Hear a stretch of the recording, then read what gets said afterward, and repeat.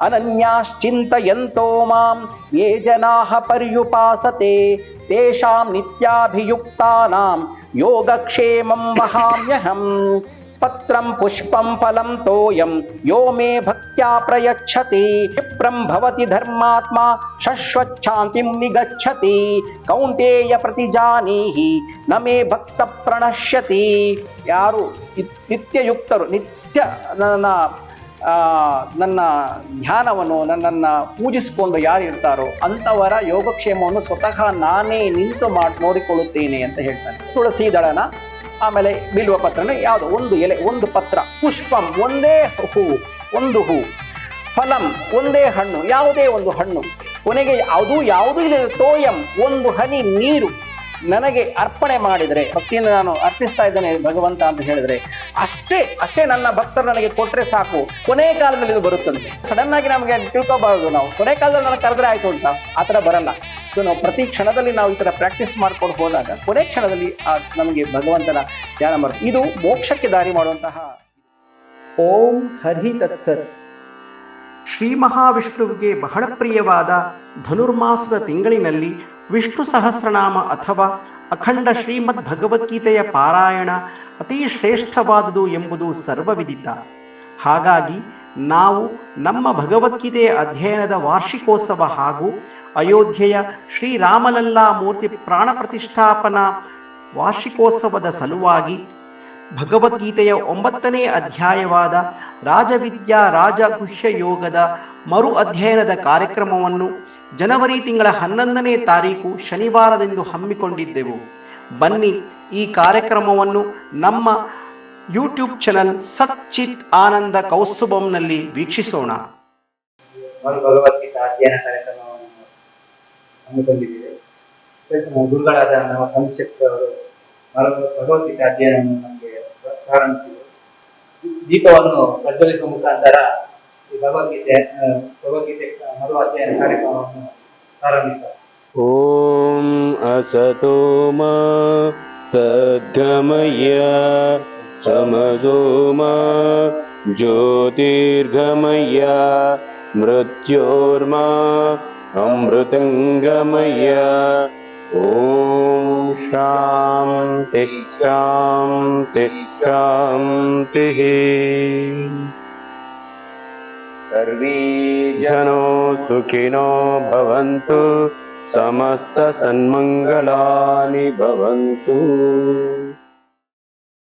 ಹೊಸದಾಗಿ ಬಂದಿದ್ದಾರೆ ಭಗವದ್ಗೀತೆ ನಿಮಗೆ ನಾವು ಕೊಡ್ತಾ ಇದ್ದೀವಿ. ನೀವು ನಿಮಗೆ ಡೈಲಿ ಒಂದಾಗೋ ಶ್ಲೋಕನ ಓದ್ಬೇಕು. ಪಿಳ್ಳಂಗೋವಿಯ ಚೆಲುವ ಕೃಷ್ಣನ ಎಲ್ಲಿ ನೋಡಿದಿರಿ, ರಂಗನ ಎಲ್ಲಿ ನೋಡಿದಿರಿ, ಎಲ್ಲಿ ನೋಡಿದರಲ್ಲಿ ತಾನಿಲ್ಲದಿಲ್ಲವೆಂಬುದ ಬಲ್ಲ ಜಾನರೆ. ಪಿಳ್ಳಂಗೋವಿಯ ಚೆಲುವ ಕೃಷ್ಣನ ಎಲ್ಲಿ ನೋಡಿದಿರಿ, ರಂಗನ ಎಲ್ಲಿ ನೋಡಿದಿರಿ, ಕೃಷ್ಣನ ಎಲ್ಲಿ ನೋಡಿದಿರಿ. ನಂದಗೋಪನ ಮಂದಿರಂಗಳ ಸಂದುಗುಂದಿನಲ್ಲಿ, ನಂದಗೋಪನ ಮಂದಿರಂಗಳ ಸಂದುಗುಂದಿನಲ್ಲಿ, ಅಂದ ಚಂದದ ಗೋಪ ಬಾಲರ ವೃಂದದಲ್ಲಿ, ಅಂದ ಚಂದದ ಗೋಪ ಬಾಲರ ವೃಂದದಲ್ಲಿ, ಸುಂದರಾಂಗದ ಸುಂದರಿಯರ ಇಂದು ಮುಂದಿನಲ್ಲಿ, ಸುಂದರಾಂಗದ ಸುಂದರಿಯರ ಇಂದು ಮುಂದಿನಲ್ಲಿ, ಅಂದದಾಕಳ ಕಂದ ಕರುಗಳ ಮಂದೆ ಮಂದೆಯಲಿ. ಪಿಳ್ಳಂಗೋವಿಯ ಚೆಲುವ ಕೃಷ್ಣನ ಎಲ್ಲಿ ನೋಡಿದಿರಿ, ರಂಗನ ಎಲ್ಲಿ ನೋಡಿದಿರಿ, ಕೃಷ್ಣನ ಎಲ್ಲಿ ನೋಡಿದಿರಿ. ಈ ಚರಾಚರದೊಳಗೆ ಅಜನರ ಆಚೆ ಈಚೆಯಲಿ, ಈ ಚರಾಚರದೊಳಗೆ ಅಜನರ ಆಚೆ ಈಚೆಯಲಿ ಕೇಚರೇಂದ್ರನ ಸುತನ ರಥದ ಚೌಕಪೀಠದಲ್ಲಿ ಕೇಚರೇಂದ್ರನ ಸುತನ ರಥದ ಚೌಕಪೀಠದಲ್ಲಿ ನಾಚದೆ ಮಾಧವ ಕೇಶವ ಎನ್ನುವ ವಾಚ್ಯಕಗಳಲ್ಲಿ ನಾಚದೆ ಮಾಧವ ಕೇಶವ ಎನ್ನುವ ವಾಚ್ಯಕಗಳಲ್ಲಿ ಈಚುಕೊಂಡದ ಪುರಂದರ ವಿಠಲನ ಲೋಚನಾಗ್ರದಲ್ಲಿ ಪಿಳ್ಳಂಗೋವಿಯ ಚೆಲುವ ಕೃಷ್ಣನ ಎಲ್ಲಿ ನೋಡಿದಿರಿ ರಂಗನ ಎಲ್ಲಿ ನೋಡಿದಿರಿ ಕೃಷ್ಣನ ಎಲ್ಲಿ ನೋಡಿದಿರಿ ಎಲ್ಲಿ ನೋಡಿದರಲ್ಲಿ ತಾನಿಲ್ಲವೆಂಬುದ ಬಲ್ಲ ಜಾನರೆ ಪಿಳ್ಳಂಗೋವಿಯ ಚೆಲುವ ಕೃಷ್ಣನ ಎಲ್ಲಿ ನೋಡಿದಿರಿ ರಂಗನ ಎಲ್ಲಿ ನೋಡಿದಿರಿ ಕೃಷ್ಣನ ಎಲ್ಲಿ ನೋಡಿದಿರಿ ಎಲ್ಲಿ ನೋಡಿದಿರಿ ಸದಾ ಬಾಲರೂಪಾಪಿ ವಿಘ್ನಾದ್ರಿಹಂತ್ರಿ ಮಹಾದಂತಿ ವಕ್ತ್ರಾಪಿ ಪಂಚಾಸ್ಯ ಮಾನ್ಯ ವಿಧೀಂದ್ರಾದಿಮೃಗ್ಯಾ ಗಣೇಶಾಭಿಧಾಮೆ ವಿಧತ್ತಾಂ ಶ್ರಿಯಂ ಕಾಪಿ ಕಲ್ಯಾಣಮೂರ್ತಿ ಓಂ ಗುರುರ್ಬ್ರಹ್ಮಾ ಗುರುರ್ವಿಷ್ಣು ಗುರುರ್ದೇವೋ ಮಹೇಶ್ವರಃ ಗುರುಃ ಸಾಕ್ಷಾತ್ ಪರಂ ಬ್ರಹ್ಮ ತಸ್ಮೈ ಶ್ರೀ ಗುರವೇ ನಮಃ ಅಖಂಡಮಂಡಲಾಕಾರಂ ವ್ಯಾಪ್ತಂ ಯೇನ ಚರಾಚರಂ ತತ್ಪದಂ ದರ್ಶಿತಂ ಯೇನ ತಸ್ಮೈ ಶ್ರೀ ಗುರವೇ ನಮಃ ಅಜ್ಞಾನತಿಮಿರಾಂಧಸ್ಯ ಜ್ಞಾನಾಂಜನಶಲಾಕಯ ಚಕ್ಷುರುನ್ಮಿಲಿತಂ ಯೇನ ತಸ್ಮೈ ಶ್ರೀ ಗುರವೇ ನಮಃ ಓಂ ಹರಿಃ ತತ್ಸತ್ ಅಥ ನವಮೋಧ್ಯಾಯಃ ರಾಜವಿದ್ಯಾ ರಾಜಗುಹ್ಯಯೋಗಃ ಶ್ರೀಭಗವಾನ್ ಉವಾಚ ಇದಂ ತು ತೇ ಗುಹ್ಯತಮಂ ಪ್ರವಕ್ಷ್ಯಾಮ್ಯನಸೂಯವೆ ಜ್ಞಾನಂ ವಿಜ್ಞಾನಸಹಿತಂ ಯಜ್ಞಾತ್ವಾ ಮೋಕ್ಷಸೇ ಶುಭಾತ್ ರಾಜವಿದ್ಯಾ ರಾಜಗುಹ್ಯಂ ಪವಿತ್ರಮಿದಮುತ್ತಮಂ ಪ್ರತ್ಯಕ್ಷಾವಗಮಂ ಧರ್ಮ್ಯಂ ಸುಸುಖಂ ಕರ್ತುಮವ್ಯಯಂ ಅಶ್ರದ್ಧದಾನಾಃ ಪುರುಷಾಃ ಧರ್ಮಸ್ಯಾಸ್ಯ ಪರಂತಪ ಅಪ್ರಾಪ್ಯ ಮಾಂ ನಿವರ್ತಂತೆ ಮೃತ್ಯು ಸಂಸಾರವರ್ತ್ಮನಿ ಮಯಾ ತತಮಿದಂ ಸರ್ವಂ ಜಗದವ್ಯಕ್ತಮೂರ್ತಿನಾ ಮಸ್ತಾನಿ ಸರ್ವಭೂತಾನಿ ನ ಚಾಹಂ ತೇಷ್ವವಸ್ಥಿತಃ ನ ಚ ಮಸ್ತಾನಿ ಭೂತಾನಿ ಪಶ್ಯ ಮೇ ಯೋಗಮೈಶ್ವರಂ ಭೂತಭೃನ್ನ ಚ ಭೂತಸ್ಥಃ ಮಮಾತ್ಮಾ ಭೂತಭಾವನಃ ಯಥಾಕಾಶಸ್ಥಿತೋ ನಿತ್ಯಂ ವಾಯುಃ ಸರ್ವತ್ರ ಗೋ ಮಹಾನ್ ತಥಾ ಸರ್ವಾಣಿ ಭೂತಾನಿ ಮಸ್ತಾನೀತ್ಯುಪಧಾರಯ ಸರ್ವಭೂತಾನಿ ಕೌಂತೇಯ ಪ್ರಕೃತಿಂ ಯಾಂತಿ ಮಾಮಿಕಾಂ ಕಲ್ಪಕ್ಷಯೇ ಪುನಸ್ತಾನಿ ಕಲ್ಪಾದೌ ವಿಸೃಜಾಮ್ಯಹಂ ಪ್ರಕೃತಿಂ ಸ್ವಾಮವಷ್ಟಭ್ಯ ವಿಸೃಜಾಮಿ ಪುನಃ ಪುನಃ ಭೂತಗ್ರಾಮಮಿಮಂ ಕೃತ್ಸ್ನ್ಯಂ ಅವಶಂ ಪ್ರಕೃತೇರ್ವಶಾತ್ ನ ಚ ಮಾಂ ತಾನಿ ಕರ್ಮಾಣಿ ನಿಮಧ್ನಂತಿ ಧನಂಜಯ ಉದಾಸೀನವದಾಸೀನಂ ಅಸಕ್ತಂ ತೇಷು ಕರ್ಮಸು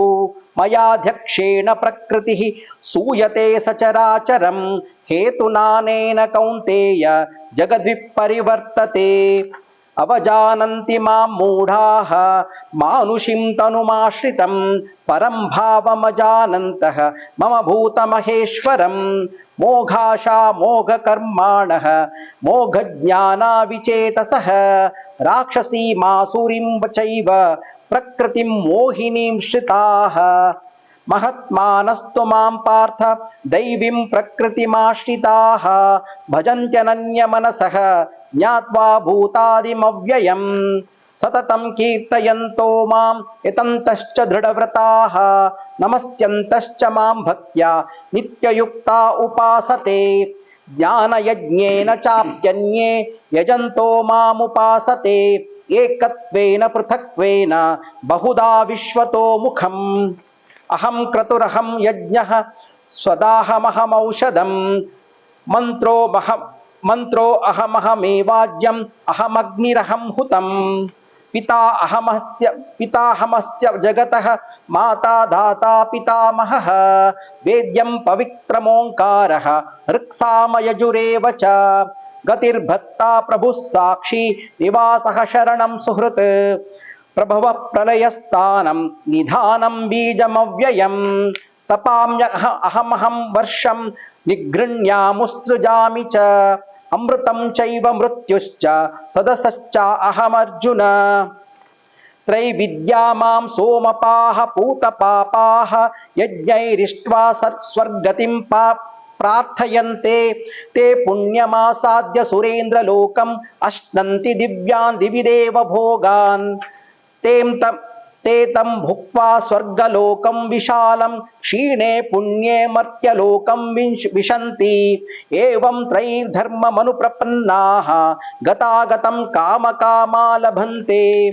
अनन्याश्चिन्तयन्तो मां ये जनाः पर्युपासते तेषां नित्याभियुक्तानां योगक्षेमं वहाम्यहम् योऽप्यन्यदेवता भक्ताः यजन्ते श्रद्धयान्विताः तेऽपि मामेव कौन्तेय यजन्त्य विधिपूर्वकम् अहं हि सर्वयज्ञानं भोक्ता च प्रभुरेव च न तु मामभिजानन्ति तत्त्वैनात्यश्च वन्ति ते यान्ति देवव्रता देवान् पितॄन् यान्ति पितृव्रताः भूतानि यान्ति भूतेज्याः यान्ति मद्याजिनोऽपि माम् पत्रं पुष्पं फलं तोयं यो मे भक्त्या प्रयच्छति तदहं भक्त्युपहृतम् अश्नामि प्रयतात्मनः यत्करोषि यदश्नासि यज्जुहोषि ददासि यत्तपस्यसि कौन्तेय तत्कुरुष्व मदर्पणम्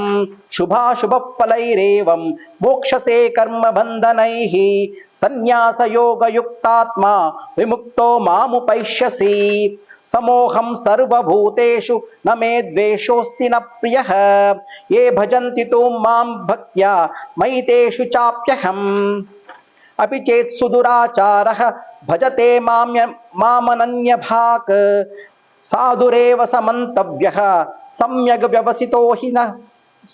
व्यवसितो हि सः क्षिप्रं भवति धर्मात्मा शश्वच्छान्तिं निगच्छति कौन्तेय प्रतिजानीहि न मे भक्त प्रणश्यति मां हि पार्थ व्यपाश्रित्य येऽपि स्युः पापयोनयः स्त्रियो वैश्यास्तथा शूद्राः तेऽपि याति परां गतिम् किं पुनः ब्राह्मणाः पुण्याः भक्ता राजर्षयस्तथा अनित्यमसुखं लोकम् इमं प्राप्य भजस्व माम् मन्मना भव मद्भक्तः मद्याजी मां नमस्कुरु मामे वैश्यसि युक्त्वैवम् आत्मानं मत्परायणः इति श्रीमद्भगवद्गीतासु उपनिषत्सु ब्रह्मविद्यायां योगशास्त्रे श्रीकृष्णार्जुनसंवादे राज्यविद्या राजगुह्यो नाम नवमोऽध्यायः। ಓಂ ಹರಿಃ ತತ್ಸತ್. ಇವತ್ತು ನಾವು ಭಗವದ್ಗೀತೆಯ 9ನೇ ಅಧ್ಯಾಯವನ್ನು ಪಾರಾಯಣ ಮಾಡಿದ್ದೇವೆ. ಏನಂದರೆ ಇವಾಗ ನಾವು ಕಳೆದ ವರ್ಷ ಜುಲೈ ತಿಂಗಳಿಂದ ಪ್ರಾರಂಭಗೊಂಡು ಡಿಸೆಂಬರ್ 31ನೇ ತಾರೀಕಿನ ದಿವಸದಲ್ಲಿ ನಾವು ಪ್ರತಿ ವಾರಕ್ಕೊಂದು ಅಧ್ಯಾಯ ಥರ ನಾವು ಮಾಡಿಕೊಂಡು ಬಂದಿದ್ವಿ. ಕಳೆದ ವರ್ಷ ಅಂದರೆ ಭಗವದ್ಗೀತೆಯ 1ನೇ ಅಧ್ಯಾಯದಿಂದ 18ನೇ ಅಧ್ಯಾಯ ಪ್ರತಿಯೊಂದನ್ನು ನಾವು ಕವರ್ ಮಾಡಿ ಕಳೆದ ವರ್ಷ ಡಿಸೆಂಬರ್ 31ನೇ ತಾರೀಕನ್ನು ನಾವು ಕೃಷ್ಣನಿಗೆ ಅರ್ಪಣೆ ಮಾಡಿದ್ವಿ. ಹಾಗೆ ಅದೇ ಥರ ನಾವು ನಮ್ಮ ಗುರುಗಳಾದ ಸಾಂದೀಪನಿ ಗುರುಕುಲದಲ್ಲಿ ನಾನು ವಿದ್ಯಾಭ್ಯಾಸ ಮಾಡಿದ್ದು. ಅಲ್ಲಿ ನಮ್ಮ ಗುರುಗಳಾದ ರೋಹಿಣಿ ಚಕ್ರವರ್ತಿಯವರು ಅವರ ಹತ್ರ ನಾವು ಕೇಳಿದಾಗ, ಈಗ ಅಂದರೆ ವರ್ಷದಲ್ಲಿ ಒಂದ್ಸಲನಾದರೂ ನಾವು ಭಗವದ್ಗೀತೆಯ ಪೂರ್ತಿ ಪಾರಾಯಣ ಮಾಡಬೇಕು ಅಂತ ಇದೆ. ಒಂದು ವೇಳೆ ನಮಗೆ ಅಂದರೆ ಇವಾಗ ಏನಾಗಂದ್ರೆ ಇದು ಧನುರ್ಮಾಸ. ಈ ಧನುರ್ಮಾಸ ಮಹಾವಿಷ್ಣುವಿಗೆ ಅತ್ಯಂತ ಪ್ರೀತಿಪಾತ್ರವಾದ ಮಾಸ ಅಂತೆ.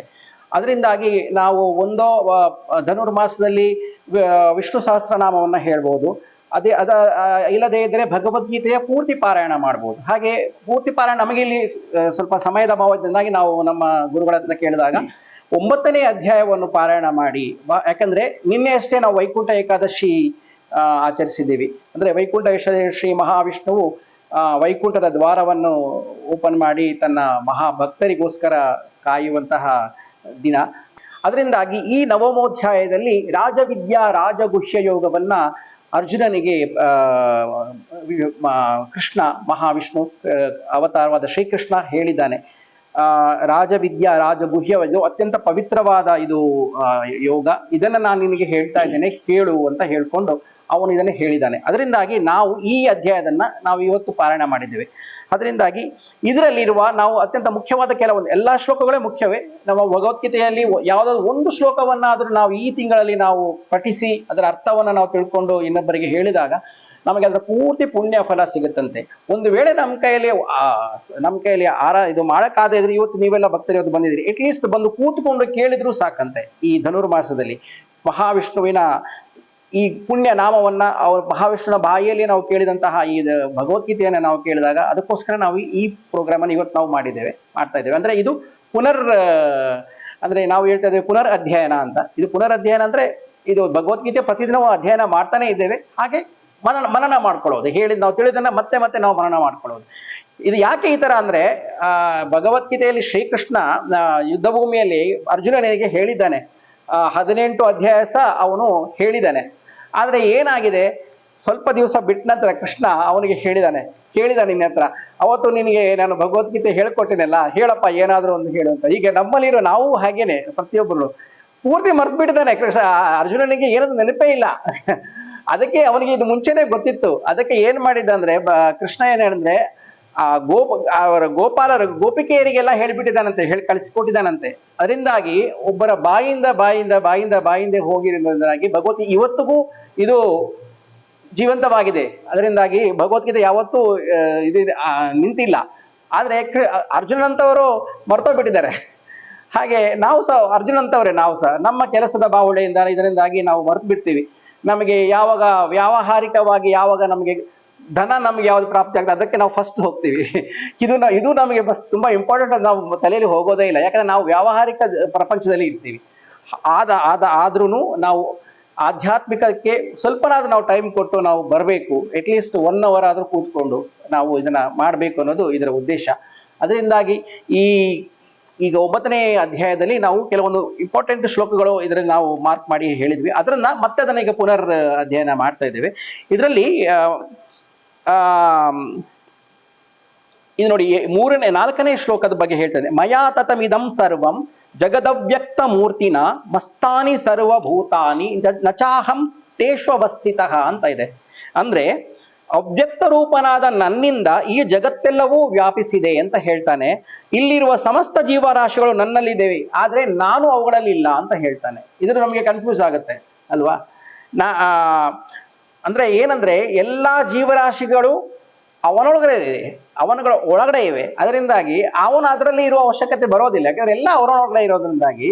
ಹಾಗೆ ಪ್ರತಿಯೊಂದು ಜೀವರಾಶಿಗಳಲ್ಲೂ ಭಗವಂತ ಇದ್ದಾನೆ. ಹಾಗೆ ಅದರಿಂದಾಗಿ ಇದರ ಅರ್ಥ ಇದು ಅಷ್ಟೇ. ಅದು ತುಂಬಾನೇ ಅದಕ್ಕೆ ತಲೆ ಕೆಡಿಸ್ಕೊಳ್ಳೋದು. ನಾನು ಅವುಗಳಲ್ಲಿ ಇಲ್ಲ ಅಂತ ಹೇಳಿದಾಗ ತಲೆ ಕೆಡಿಸೋ ಅವಶ್ಯಕತೆ, ಯಾಕಂದ್ರೆ ಎಲ್ಲವೂ ಅವನೊಳಗಡೆ ಇರುವಾಗ ಮತ್ತೆ ಅವನಲ್ಲಿ ಸಪ್ರೇಟ್ ಆಗಿ ನಾವು ಎಕ್ಸ್ಪೆಕ್ಟ್ ಮಾಡೋ ಅವಶ್ಯಕತೆ ಇಲ್ಲ. ಹಾಗೆ ಅದೊಂದು. ಇನ್ನೊಂದು ಇಂಪಾರ್ಟೆಂಟ್ ಇಲ್ಲಿ ಬರುತ್ತದೆ ಶ್ಲೋಕ. ಇಲ್ಲೊಂದಿದೆ ನೋಡಿ, ಇದು ಶ್ಲೋಕ 11ನೇ ಶ್ಲೋಕ ಬರುತ್ತೆ. ಅವಜಾನಂತಿ ಮಾಂ ಮೂಢಾಹ ಮಾನುಷಿಂ ತನುಮಾಶ್ರಿತಂ ಪರಂಭಾವಮಜಾನಂತಹ ಮಮ ಭೂತ ಮಹೇಶ್ವರಂ ಅಂತ. ಅಂದ್ರೆ ಇಡೀ ಎಲ್ಲದಕ್ಕೂ ಮಹೇಶ್ವರನಾದ ನಾನು ನನ್ನ ಪರಮಭಾವವನ್ನು ಯಾರು ಅಂದ್ರೆ ಮೂಢರು ಅಂತ ಹೇಳ್ತಾರೆ. ಅಂದ್ರೆ ಪ್ರತಿಯೊಬ್ಬ ಮನುಷ್ಯನನ್ನ ಮೂಢ ಅಂತ ಹೇಳ್ತಾರೆ. ಅಂದ್ರೆ ನಾವು ಎಲ್ಲವನ್ನೂ ತಿಳಿದವರಲ್ಲ, ನಮ್ಗೆ ಗೊತ್ತಿಲ್ಲ, ನಾವು ಮೂಢರೇ ನಿಜವಾಗ್ಲೂ ಹೇಳ್ತಾರೆ. ಹಾಗೆ ಎಲ್ಲರೂ ಏನ್ ಹೇಳ್ತಾರೆ, ಮೂಢರು ಮಾನವ ಶರೀರ, ನಾವೆಲ್ಲ ಮಾನವ ಶರೀರದ ದಾರಿಯಾಗಿದ್ದೇವೆ. ಅದರಿಂದಾಗಿ ಕಾಣುವ ನನ್ನನ್ನು ಸರಿಯಾಗಿ ಯಾರೂ ತಿಳಿಯುವುದಿಲ್ಲ ಅಂತ. ಕೃಷ್ಣನನ್ನು, ಭಗವಂತನನ್ನು, ವಿಷ್ಣುವನ್ನು, ಮಹಾವಿಷ್ಣುವನ್ನು ತಿಳಿದವರು ಯಾರೂ ಇಲ್ಲ. ಸ್ವತಃ ಲಕ್ಷ್ಮೀದೇವಿಗೆಯೂ ಸಹ ಲಕ್ಷದಲ್ಲಿ ಒಂದು ಅಂಶ ಲಕ್ಷ್ಮೀದೇವಿ ತಿಳ್ಕೊಂಡಿದ್ದಾಳೆ. 24 ಗಂಟೆನೂ ಅಂದ್ರೆ ಯಾವತ್ತೂ ಶ್ರೀ ವಿಷ್ಣುವಿನ ಪಾದಕಮಲದಲ್ಲಿ ಕುಳಿತುಕೊಂಡು ಸೇವೆ ಮಾಡ್ತಾ ಇರುವಂತಹ ಲಕ್ಷ್ಮಿಯು ಮಹಾವಿಷ್ಣುವನ್ನ, ಭಗವಂತನ ಪೂರ್ತಿ ತಿಳಿದುಕೊಂಡಿಲ್ಲ ಅಂತ ಇದೆ. ಅದರಿಂದಾಗಿ ನನ್ನ ಸ್ವರೂಪ ಜ್ಞಾನ ಯಾರಿಗೂ ಇಲ್ಲ ಅಂತ. ಅಂದ್ರೆ ನಾವು ಕೃಷ್ಣನನ್ನ ಅವನು ಮನುಷ್ಯನ ರೂಪಧಾರಿಯಾಗಿ ಬಂದ, ಅದನ್ನ ನಾವು ಹಾಗೆ ನಾವು ಕಲ್ಪಿಸ್ಕೊಂಡು ನಾವು ಇದು ಮಾಡ್ತೇವೆ. ಆದ್ರೆ ಅವನಿಗೆ ಈ ದೇಹದ ಇಲ್ಲ, ದೇಹ ಅನ್ನೋದು ಅವನಿಗೆ ಅಭಿಮಾನವಾಗಿ ದೇಹ ಅನ್ನೋದು ಇಲ್ವೇ ಇಲ್ಲ. ಅವನಿಗೆ ಯಾವುದೇ ಇದಕ್ಕೂ ಅತೀತನಾದವನು ಭಗವಂತ ಅಂತ ಹೇಳ್ತಾರೆ. ಹಾಗೆ ಇಲ್ಲೊಂದು ಬರುತ್ತೆ ನೋಡಿ, 17ನೇ ಶ್ಲೋಕ. ಪಿತಾ ಅಹಮಸ್ಯ ಜಗತಃ ಮಾತಾ ಧಾತಾ ಪಿತಾಮಹಃ ವೇದ್ಯಂ ಪವಿತ್ರಮೋಂಕಾರ ಋಕ್ಸಾಮ ಯಜುರೇವಚ ಅಂತ. ಅಂದ್ರೆ ಭಗವಂತೆ ಇಡೀ ಪ್ರಪಂಚದಲ್ಲಿ ಈ ಓಂಕಾರದಿಂದ ಎಲ್ಲವೂ ಸೃಷ್ಟಿ ಸ್ಟಾರ್ಟ್ ಆಗಿದೆ ಅಂತ ಹೇಳ್ತಾರೆ. ಓಂಕಾರ, ಈ ಓಂಕಾರ ಅಂದ್ರೆ ಏನು ಅಂದ್ರೆ, ಓಂಕಾರವು ನಾನೇ ಆಗಿದ್ದೇನೆ, ಓಂಕಾರನೂ ನಾನೇ, ಆಮೇಲೆ 4 ವೇದಗಳು ನಾನೇ. ಋಕ್ ಸಾಮ ಯಜುರೇವಚ ಅಂತಂದ್ರೆ ಋಗ್ವೇದ, ಸಾಮವೇದ, ಯಜುರ್ವೇದ, ಅಥರ್ವಣ ವೇದ. ಇಲ್ಲಿ ಅಥರ್ವಣ ವೇದದ ಉಲ್ಲೇಖ ಇಲ್ಲ, ಯಾಕಂದ್ರೆ ಅಥರ್ವಣ ವೇದ ಲೇಟ್ ಆಗಿ ಆಮೇಲೆ ಬಂತು. ಅದರಿಂದಾಗಿ ಋಕ್ ಸಾಮ ಯಜುರ್ವೇದ ಚ ಅಂತ ಇಷ್ಟು ವೇದಗಳು ಎಲ್ಲವೂ ನಾನೇ ಆಗಿದ್ದೇನೆ. ಆಮೇಲೆ ನಾವು ಎಲ್ಲದ ಕೆಲಸಗಳು ಮುಂಚೆ ನಾವು ಓಂಕಾರ ಅಂತ ಹೇಳ್ತೀವಲ್ಲ, ನಾವು ಇಡೀ ಒಂದು ಓಂಕಾರ ಅಂತ ಅಂದಾಗ ಅದರಲ್ಲಿ ಎಲ್ಲವೂ ಅಡಗಿದೆ. ಅದರಿಂದಾಗಿ ನಾವು ಯಾವುದೇ ಕೆಲಸದಲ್ಲಿ ಪ್ರಾರಂಭದಲ್ಲಿ ಓಂ ಅಂತೇವೆ ಅಲ್ವಾ. ಓಂ ಅಲ್ಲಿ ಋಗ್ವೇದ, ಸಾಮವೇದ, ಯಜುರ್ವೇದ ಎಲ್ಲವೂ ಅಡಗಿದೆ. ಹಾಗೆ ಭಗವಂತನ ಸ್ವರೂಪವೂ ಅದರಲ್ಲೇ ಅಡಗಿದೆ. ಅದಕ್ಕೋಸ್ಕರ ಬರೀ ಒಂದು ಓಂಕಾರ ಅಂದ್ರೆ ನಾವು ಎಲ್ಲ ಹೇಳಿದಂತೆ. ಅದರಿಂದಾಗಿ ಯಾಕಂದ್ರೆ ನಾವು ಎಲ್ಲಾ ವೇದಗಳನ್ನು ನಾವು ತಿಳಿದವರು ನಾವಲ್ಲ. ಅದರಿಂದಾಗಿ ಓಂ ಅಂದ್ರೆ ಸಾಕು ಅಂತ ಅದನ್ನ ಇಲ್ಲಿ ಹೇಳ್ತಾರೆ. ಓಂಕಾರನೇ ನಾನೇ ಆಗಿದ್ದೇನೆ ಅಂತ ಹೇಳ್ತಾನೆ ಭಗವಂತ. ಮುಂದೆ ಬರುತ್ತೆ, ಇದು ತುಂಬಾ ಇಂಪಾರ್ಟೆಂಟ್ ಶ್ಲೋಕ, 22ನೇ ಶ್ಲೋಕ. ನಾವು ಪ್ರತಿಯೊಂದು ವಿದ್ಯಾರ್ಥಿಗಳಿಗೂ ನಾವು ಇದನ್ನ ಇದು ಮಾಡಿದಾಗ ಅಂದ್ರೆ ಇದನ್ನ ಕೋರ್ ವ್ಯಾಲ್ಯೂ ಅಂದ್ರೆ ಅತ್ಯಂತ ಭಗವದ್ಗೀತೆ ಅತ್ಯಂತ ಪವಿತ್ರವಾದ, ಅತ್ಯಂತ ಪ್ರತಿಯೊಬ್ಬರು ಡೇ ಟು ಡೇ ಆಕ್ಟಿವಿಟೀಸ್ ಅಲ್ಲಿ ಬೈ ಹಾರ್ಟ್ ಹೇಳುವಂತಹ ಶ್ಲೋಕ ಇದು.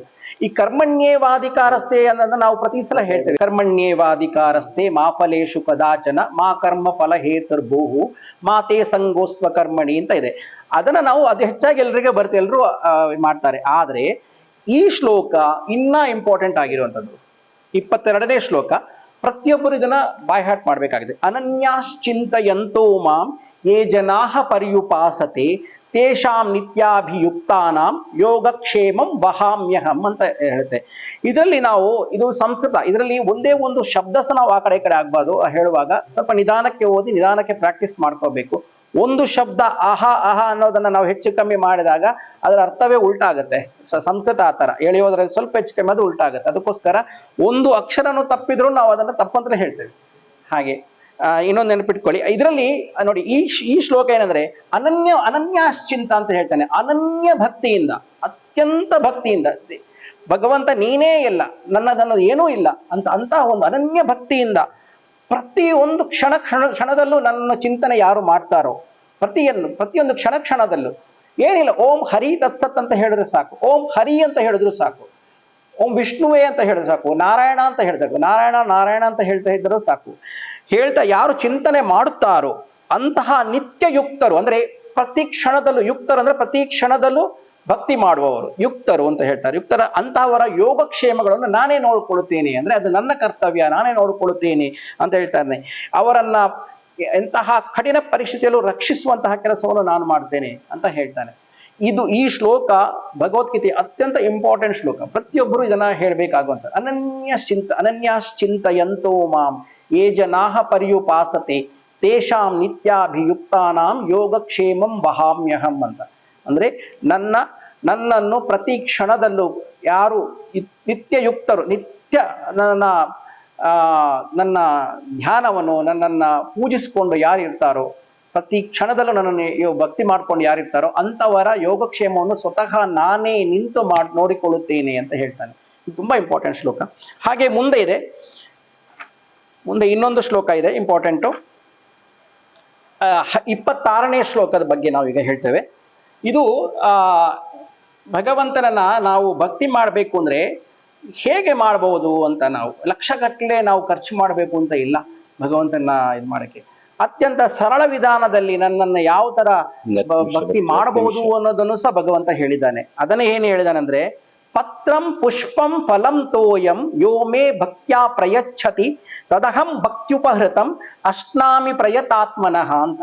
ಅಂದ್ರೆ ಪತ್ರ ಅಂದ್ರೆ ಒಂದು ಎಲೆ ಅಂತ ಹೇಳ್ತಾರೆ. ಒಂದು ಎಲೆ ಅಂದ್ರೆ ತುಳಸಿ ದಳನ, ಆಮೇಲೆ ಬಿಲ್ವ ಪತ್ರನ, ಯಾವುದು ಒಂದು ಎಲೆ, ಒಂದು ಪತ್ರ, ಪತ್ರಂ ಪುಷ್ಪಂ ಒಂದೇ ಹೂವು, ಒಂದು ಹೂವು, ಫಲಂ ಒಂದೇ ಹಣ್ಣು, ಯಾವುದೇ ಒಂದು ಹಣ್ಣು, ಓಕೆ, ಕೊನೆಗೆ ಯಾವುದು ಇಲ್ಲ, ತೋಯಂ ಒಂದು ಹನಿ ನೀರು, ತೋಯಂ ಅಂದ್ರೆ ನೀರು, ಒಂದು ಹನಿ ನೀರನ್ನ ನನಗೆ ಅರ್ಪಣೆ ಮಾಡಿದರೆ, ಅಂದ್ರೆ ನನ್ನ ಭಕ್ತಿಯಿಂದ ನನಗೆ ಇದು ನನ್ನ ಹತ್ರ ಈಗ ಸದ್ಯ ಏನೂ ಇಲ್ಲ, ನಾನು ಇದನ್ನೇ ನಿನಗೆ ಭಕ್ತಿಯಿಂದ ನಾನು ಅರ್ಪಿಸ್ತಾ ಇದ್ದೇನೆ ಭಗವಂತ ಅಂತ ಹೇಳಿದ್ರೆ, ಅಷ್ಟೇ ನನ್ನ ಭಕ್ತರು ನನಗೆ ಕೊಟ್ರೆ ಸಾಕು, ಅದನ್ನೇ ನಾನು ಬಹಳ ಸಂತೋಷ ನಾನು ಸ್ವೀಕರಿಸುತ್ತೇನೆ ಅಂತ ಹೇಳಿದ್ದಾನೆ.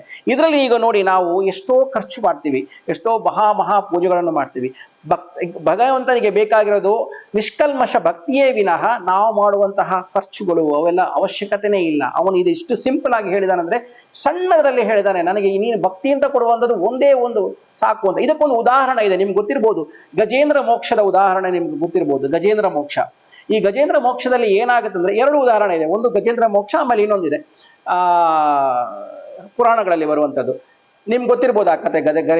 ಗಜೇಂದ್ರ ಮೋಕ್ಷ ಏನಾಗಿದೆ ಅಂದ್ರೆ, ಮೊಸಳೆ ಗಜೇಂದ್ರನ ನೀರಲ್ಲಿ ಅದರ ಸಂಗಡಿಗಳೊಂದಿಗೆ ಆಟ ಆಡ್ತಾ ಇರುವಾಗ ಅದಕ್ಕೆ ಭಾರಿ ಅಹಂಕಾರ ಇತ್ತಂತೆ, ತಾನೇ ಬಹಳ ಗ್ರೇಟು, ನಾನು ಹತ್ರ ಸುಂದರ, ನನಗೆಲ್ಲರೂ ಇದ್ದಾರೆ, ಹೆಂಡತಿ ಮಕ್ಕಳು ಅವರು ಇವರು ಎಲ್ಲೂ ಇದ್ದಾರೆ ಅಂತ. ಕೊನೆಗೆ ಅವನ ಪರೀಕ್ಷೆಯಲ್ಲಿ ಬರುತ್ತೆ, ಭಗವಂತ ಪರೀಕ್ಷೆ ಮಾಡ್ತಾನೆ, ಅಲ್ಲಿ ಮೊಸಳೆ ಬಂದು ಅವನ ಕಾಲು ಹಿಡ್ಕೊಂಡ್ಬಿಡುತ್ತೆ, ಅವನ ಗಜೇಂದ್ರನನ್ನ. ಎಷ್ಟೋ ಸಾವಿರ ವರ್ಷಗಳು ಇದ್ದಾಗತ್ತೆ, ಕೊನೆಗೆ ಮೊಸಳೆಯಿಂದ ತಪ್ಪಿಸ್ಕೊಳಕ್ಕೆ ಅದಕ್ಕೆ ಆಗುವುದೇ ಇಲ್ಲ.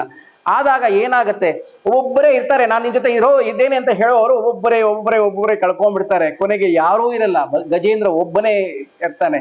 ಆವಾಗ ಏನಾಗತ್ತೆ, ಭಗವಂತನ ಧ್ಯಾನ ಮಾಡ್ತಾನೆ. ಆವಾಗ ಅದಕ್ಕೆ ಬರುತ್ತೆ, ನಾನು ಭಗವಂತನ ಧ್ಯಾನ ಮಾಡಬೇಕು ಅಂತ. ಏನ್ ಮಾಡ್ತಾನೆ, ಅಲ್ಲಿ ಕೊಳದಲ್ಲಿರುವಂತಹ ಒಂದು ತಾವರೆ ಹೂವನ್ನ ತೆಗೆದು ಭಗವಂತನ ಹೀಗೆ ಅರ್ಪಿಸಿ, ಭಗವಂತ ಎಲ್ಲವೂ ನೀನೇ, ನಿನ್ನಿಂದ ಏನೂ ಇಲ್ಲ ಅಂತ ಕೊನೆಗೆ ಅದನ್ನ ಅರ್ಪಣೆ ಮಾಡಿ ಅತ್ಯಂತ ಭಕ್ತಿಯಿಂದ ಅರ್ಪಿಸ್ತಾ ನೋಡಿ. ಆವಾಗ ಮಹಾವಿಷ್ಣುವು ಬಂದು ಆ ಮೊಸಳೆಯನ್ನ ಕೊಂದು ಅವರಿಗೆ ಗಜೇಂದ್ರನಿಗೆ ಮೋಕ್ಷ ಪ್ರದಾನ ಮಾಡ್ತಾರೆ ಅಂತ. ಇದು ಉದಾಹರಣೆ. ಒಂದು ಹೂ ಕೊಟ್ರು ಅಂತ ನಾವಾಗ ಹೇಳಿದ್ವಲ್ಲ, ಒಂದು ಹೂ ಕೊಟ್ರು ಸಾಕು ಅಂತ, ಅದೊಂದು ಉದಾಹರಣೆ. ಇನ್ನೊಂದು ಅಜಾಮಿಳನ ಒಂದು ಕತೆ ಬರುತ್ತೆ. ಅಜಾಮಿಳ ಅಂತ ಒಬ್ಬ ಬ್ರಾಹ್ಮಣ, ಪುರಾಣದಲ್ಲಿ ಬರುವಂತ ಕತೆ. ಅಜಾಮಿಳನೋ ಬ್ರಾಹ್ಮಣ, ಅವನ ಜೀವನ ಪರ್ಯಂತ ಅವನಿಗೆ ಎಷ್ಟು 10-12 ಎಷ್ಟೋ ಜನ ಮಕ್ಕಳು, ಹಾಗೆ ಅವನ ಜೀವನ ಪರ್ಯಂತ ಯಾವುದೇ ಒಳ್ಳೆ ಕೆಲಸವನ್ನು ಮಾಡಿದವನೇ ಅಲ್ಲ, ಯಾವತ್ತೂ ಒಳ್ಳೆ ಕೆಲಸ ಮಾಡಿದವನೇ ಅಲ್ಲ. ಅಂತ ದುರಾಚಾರಿ ಬ್ರಾಹ್ಮಣ ಅವನು. ಬ್ರಾಹ್ಮಣ ಆದ್ರೂ ಅಂತ ದುರಾಚಾರಿ ಬ್ರಾಹ್ಮಣ, ಬರೇ ಕೆಟ್ಟ ಕೆಲಸಗಳನ್ನೇ ಮಾಡಿದವನು. ಅವನಿಗೆ ಏನ್ ಹೇಳ್ತಾರೆ, ನರಕ ಶತಸಿದ್ಧ. ಹಾಗೆ ಅವನ ಕೊನೆ ಕಾಲ ಬಂದಾಗ ಅವನು ಯಾವತ್ತೂ ಭಗವಂತನ ಭಕ್ತಿಯನ್ನು ಮಾಡಿದವನಲ್ಲ, ಭಗವಂತನಿಗೋಸ್ಕರ ಯಾವತ್ತೂ ಪೂಜೆಯನ್ನು ಯಾವುದನ್ನು ಮಾಡಿದವನಲ್ಲ, ಅಂತ ದುರುಳ ಅವನು.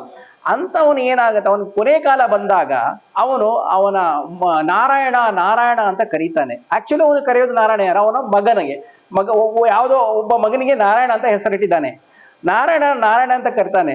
ಹಾಗೆ ಇವರು ಯಮನ ದೂತರು ಬರುವಾಗ, ಯಮನ ದೂತರು ಬಂದವರು ಸಹ ವಾಪಸ್ ಹೋಗ್ಬಿಟ್ಟು ವಿಷ್ಣು ದೂತರು ಬಂದು ಅವನನ್ನ ಪಲ್ಲಕ್ಕಿಯಲ್ಲಿಟ್ಟು ಅವನ ಆತ್ಮವನ್ನು ಕರ್ಕೊಂಡು ಹೋಗ್ತಾ ಇರ್ತಾರೆ. ಅಂದ್ರೆ ಅವನ ಜೀವಾತ್ಮ ಪಲ್ಲಕ್ಕಿಯಲ್ಲಿ ಇಟ್ಕೊಂಡು ಕರ್ಕೊಂಡು ಹೋಗ್ತಾರೆ. ಅಂದ್ರೆ ನೋಡಿ, ಭಗವಂತನ ಒಂದು ನಾಮಸ್ತಿ ಮಾಡಿದಾಗ, ಅದಕ್ಕೋಸ್ಕರ ಒಂದೇ ದಿವಸದಲ್ಲಿ ಬರಲ್ಲ. ನಮ್ಮ ನಾರಾಯಣ ಅವನಿಗೆ ಪ್ರೀತಿ ಪಾತ್ರನಾದ ಮಗ ಅಂತೆ. ಅವನು ಯಾವತ್ತೂ ನಾರಾಯಣನೇ ಕರೆಯೋದು, ಪ್ರತಿ ಸಲ ಕರೆಯೋದು. ಅದರಿಂದಾಗಿ ನಾವು ಭಗವಂತನ ಧ್ಯಾನ ಯಾವ ತರ ಮಾಡ್ಬೇಕು ಅಂದ್ರೆ, ಪ್ರತಿ ಕ್ಷಣದಲ್ಲೂ ನಾವು ಪ್ರತಿ ಕೆಲಸದಲ್ಲೂ ಮಾಡ್ತಾ ಇದ್ದಾಗ ಕೊನೆ ಕಾಲದಲ್ಲಿ ಇದು ಬರುತ್ತಂತೆ ನಮಗೆ. ಕೊನೆಗೆ ಇಲ್ಲ ಆದ್ರೆ ಸಡನ್ ಆಗಿ ನಮಗೆ ತಿಳ್ಕೊಬಾರದು, ನಾವು ಕೊನೆ ಕಾಲದಲ್ಲಿ ನನಗೆ ಕರೆದ್ರೆ ಆಯ್ತು ಅಂತ, ಆತರ ಬರಲ್ಲ. ಸೊ ನಾವು ಪ್ರತಿ ಕ್ಷಣದಲ್ಲಿ ನಾವು ಈ ತರ ಪ್ರಾಕ್ಟೀಸ್ ಮಾಡ್ಕೊಂಡು ಹೋದಾಗ ಕೊನೆ ಕ್ಷಣದಲ್ಲಿ ನಮಗೆ ಭಗವಂತನ ಧ್ಯಾನ ಬರುತ್ತೆ. ಇದು ಮೋಕ್ಷಕ್ಕೆ ದಾರಿ ಮಾಡುವಂತಹ ಇದು. ಹಾಗೆ ಈ ಶ್ಲೋಕ ತುಂಬಾನೇ ಇಂಪಾರ್ಟೆಂಟ್. ಹಾಗೆ ಎಷ್ಟು ಸಿಂಪಲ್ ಆಗಿ ಭಗವಂತನ ನಾವು ಧ್ಯಾನ ಮಾಡ್ಬೋದು ಅಂತ ಹೇಳುತ್ತೆ. ಪತ್ರಂ ಪುಷ್ಪಂ ಫಲಂ ತೋಯಂ ಯೋ ಮೇ ಭಕ್ತ್ಯಾ ಪ್ರಯಚ್ಛತಿ ತದಹಂ ಭಕ್ತ್ಯುಪಹೃತಂ ಅಶ್ನಾಮಿ ಪ್ರಯತಾತ್ಮನಃ ಅಂತ. ಹಾಗೆ ಇದನ್ನ ಹೇಳಿದಾನೆ. ಆರಾಧಿಸುವವನು ನೀರನ್ನೋ ಪತ್ರವನ್ನೋ ಪುಷ್ಪವನ್ನೋ ಅಥವಾ ಫಲವನ್ನೋ ನನಗೆ ಭಕ್ತಿಯಿಂದ ಕೊಡುವುದಾದರೆ ಅದನ್ನು ನಾನು ಪ್ರೀತಿಯಿಂದ ಸ್ವೀಕರಿಸುತ್ತೇನೆ ಅಂತ ಹೇಳಿದಾನೆ. ಹಾಗೆ ಇನ್ನು ಮುಂದೆ ನೋಡಿ 31ನೇ ಶ್ಲೋಕ. ಕ್ಷಿಪ್ರಂ ಭವತಿ ಧರ್ಮಾತ್ಮ ಶಶ್ವಚ್ಛಾಂತಿಂ ನಿಗಚ್ಚತಿ ಕೌಂತೇಯ ಪ್ರತಿಜಾನೀಹಿ ನಮೇ ಭಕ್ತ ಪ್ರಣಶ್ಯತಿ ಅಂತ ಹೇಳ್ತಾನೆ. ಅಂದ್ರೆ ಯಾವನು ಅತಿ ಬೇಗನೆ ಧರ್ಮಾತ್ಮನಾಗಿ ಪೂರ್ಣ ಶಾಂತಿಯನ್ನು ಪಡೆಯುತ್ತಾನೆ, ಹೇ ಕೌಂತೇಯ, ನನ್ನ ಭಕ್ತನಿಗೆ ಎಂದಿಗೂ ನಾಶವಿಲ್ಲವೆಂಬುದನ್ನು ನಿಶ್ಚಯವಾಗಿ ತಿಳಿ ಅಂತ ಹೇಳ್ತಾನೆ. ನೆನಪಿಟ್ಕೊಳ್ಳಿ, ಭಗವಂತನ ಭಕ್ತನಿಗೆ ಎಂದಿಗೂ ನಾಶವಿಲ್ಲ ಅಂತ ಸ್ವತಃ ಅವನೇ ಹೇಳಿದ್ದಾನೆ.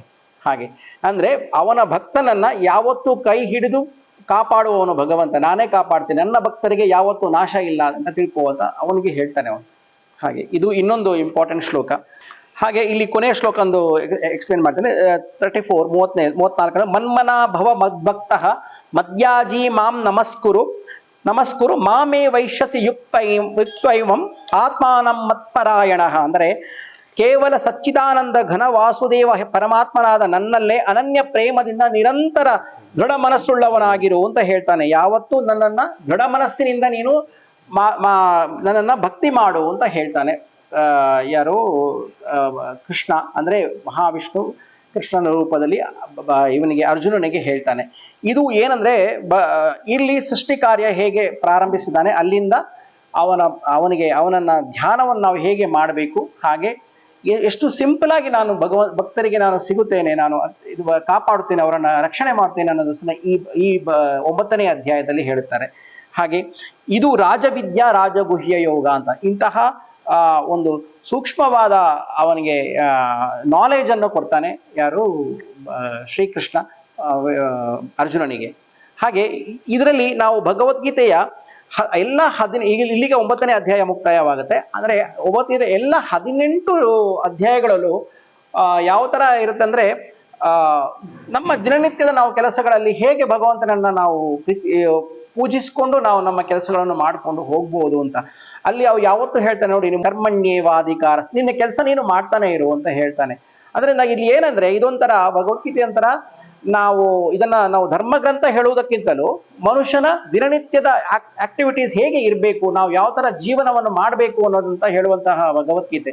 ಇದನ್ನ ನಾವು ಧರ್ಮಗ್ರಂಥ ಹೌದು, ಆದರೆ ಇದನ್ನ ಜನಸಾಮಾನ್ಯರಿಗೆ ತಲುಪಬೇಕು ಅಂದ್ರೆ ನಾವು ಏನ್ ಮಾಡ್ಬೇಕು ಅಂದ್ರೆ ಇಂತಹ ಒಂದೊಂದು ಇದರಲ್ಲಿ ಕೊಟ್ಟಂತ ಒಂದೊಂದು ವಾಕ್ಯಗಳನ್ನು ನಾವು ಫಾಲೋ ಮಾಡಿದ್ರೆ ಪ್ರತಿಯೊಂದನ್ನು ನಮ್ಗೆ ಭಗವಂತ ಆರಾಮಾಗಿ ನಮ್ಮ ಕೆಲಸಗಳು ಆರಾಮಾಗಿ ಆಗುತ್ತೆ ಅಂತ ಹೇಳ್ತಾರೆ.